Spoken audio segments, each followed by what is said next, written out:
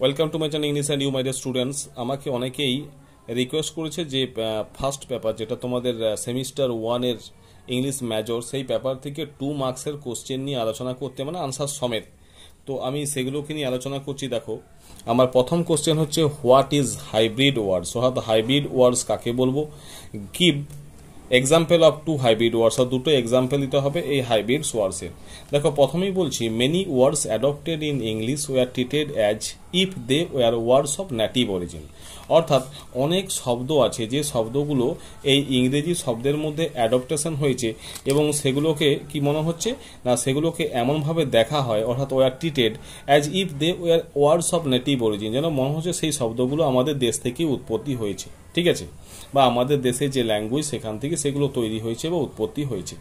Next বলছি দে আন্ডারওয়েন্ট all the sound changes. তারপর কি হয়, এই শব্দগুলো বিভিন্ন সময়ের সাথে সাথে সেগুলো তার যে রূপ, তার যে পরিবর্তন, অর্থাৎ শব্দগত যে পরিবর্তন সেগুলোর মধ্য দিয়ে যায়।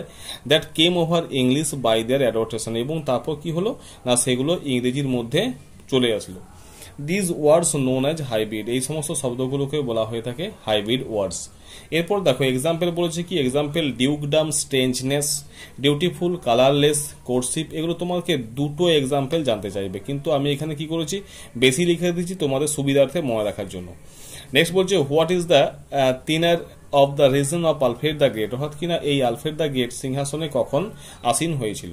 Alfred the great came to the thrown of Wessex, অর্থাৎ আলফ্রেড দ্য গ্রেট ওয়েসেক্সের সিংহাসনে এসেছিল কখন, ইন 1871, অর্থাৎ কি 871 সালে, এবং এটা ছিল উনি 1990 পর্যন্ত। অর্থাৎ কি হয়েছে না, এটা 1871 থেকে একদম 99 পর্যন্ত, ঠিক আছে। It was the time when English learning had been brought to a lamentable state, অর্থাৎ এমন একটা সময়ে এই কিং আলফ্রেড এসেছিল যখন ইংরেজি শেখাটা কি হয়েছে, তার অবস্থা ছিল একটা ল্যামেন্টেবল স্টেট, বেশ শোচনীয় একটা বিষাদময় পরিস্থিতির মধ্য দিয়ে।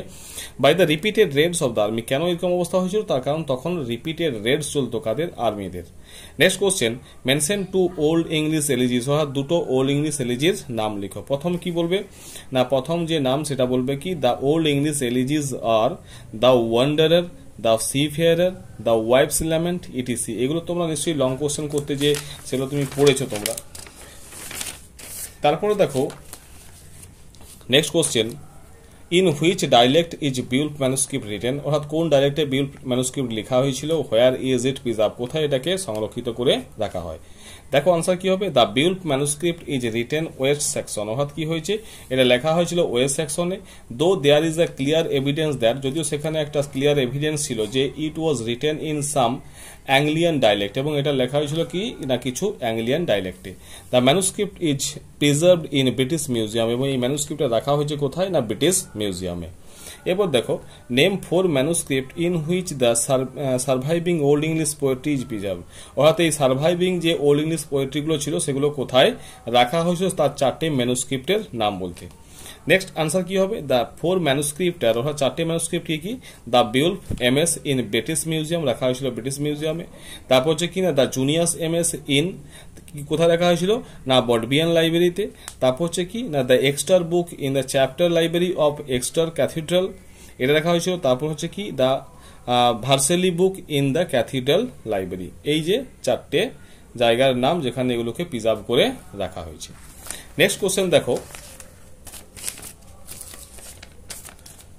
Why is the year 1066 important, অর্থাৎ কি না 1066 সাল গুরুত্বপূর্ণ কেন, কেন গুরুত্বপূর্ণ না। দেখো প্রথমেই বলছি দ্য ইয়ার 1066, অর্থাৎ 1066 সাল is a landmark in the history of England, অর্থাৎ ইংল্যান্ডের ইতিহাস একটা ল্যান্ডমার্ক। কেন না, তার কারণ হচ্ছে বিকজ নরমানস কনকার ইংল্যান্ড, কারণ নরমানরা তখন ইংল্যান্ডকে জয়লাভ করে ইন দ্য ইয়ার, এই সময়ে ডিফিটিং হ্যারল্ড, অর্থাৎ হ্যারল্ডকে পরাজিত করে। উইথ দ্য নরমান কনকুয়েস্ট, অর্থাৎ নরমান কনকুয়েস্ট অর্থাৎ নরমানদের এই বিজয় লাভের পর, ইংল্যান্ড বিজয়ের পরেই কি হলো না, there began the Middle English period, তারপর কি হয় না, সেখানে মিডিল ইংলিশ পিরিয়ডটা শুরু হয়। Next question, give two loan words of French related to military affair. এখানে দেখো কোশ্চেন দিচ্ছি মিলিটারি অ্যাফেয়ার সম্পর্কে দুটো শব্দ লিখতে বলা হয়েছে। এখন ব্যাপারটা হচ্ছে আমি আরো 2-3টে বাড়তি লিখে দিয়েছি। Two French loan words related to military affairs আর ওয়ার ব্যাটেল। ঠিক আছে, এখানে বলছে কি না এই আমাদের মিলিটারি অ্যাফেয়ার সম্পর্কিত দুটো ফ্রেঞ্চ লোন ওয়ার্ডস হচ্ছে কি কি, ওয়ার ব্যাটেল, আমি বাড়তি লিখেছি অফিসার, সোলজার, পিস। এগুলো তোমরা জাস্ট জেনে রাখবে সুবিধার্থে। হয়তো ব্যাটেল মনে থাকলো না, তখন কি করবে, তখন অফিসার, সোলজার, পিস এগুলো পড়ে থাকলে জাস্ট মাথায় চলে আসবে। পরে এগুলো কিন্তু তোমাদের কোশ্চেনের মধ্যে নেই, কিন্তু আমি লিখে দিচ্ছি রিলেটিং টু ল, হয়তো এগুলো দিয়ে দিতে পারে যে ল সম্পর্কিত শব্দগুলো কি কি, যেমন জাস্টিস, জাজ, কোর্ট, তিনটে বলছি। Relating to government and administration, এটা গভর্নমেন্ট অ্যান্ড অ্যাডমিনিস্ট্রেশন, অর্থাৎ সরকার এবং অ্যাডমিনিস্ট্রেশন সম্পর্কে যদি বলতে জানতে চাই তখন তুমি কি কি শব্দ বলবে না, সেখানে বলবে এই রিজন, তারপর রেলম, পিপল, কাউন্সিল, ন্যাশন, এইগুলো। নেক্সট হচ্ছে কি কানেক্টেড উইথ চার্চ, অর্থাৎ চার্চ সম্পর্কিত কি কি শব্দ আছে না, religion, service, saviour, saint, clergy, এইগুলো হচ্ছে চার্চ সম্পর্কিত। ঠিক আছে, তো এই যে কোশ্চেনগুলো তোমাদের সাথে আমি আলোচনা করলাম, তোমাদের যদি আরো কোনো সমস্যা থেকে থাকে, কোনো কোশ্চেন থেকে থাকে, সেটা তোমরা অতি অবশ্যই আমাকে জানিও কমেন্ট করে। আমি তোমাদের কোশ্চেনগুলোকে নিয়ে আলোচনা করব, তোমাদের যেগুলো প্রবলেম থাকবে সেগুলোকে নিয়ে আলোচনা করব। আর অতি অবশ্যই ভিডিওটা লাইক করবে, সাবস্ক্রাইব করবে এবং বন্ধুদের মধ্যে শেয়ার করবে। Thank you.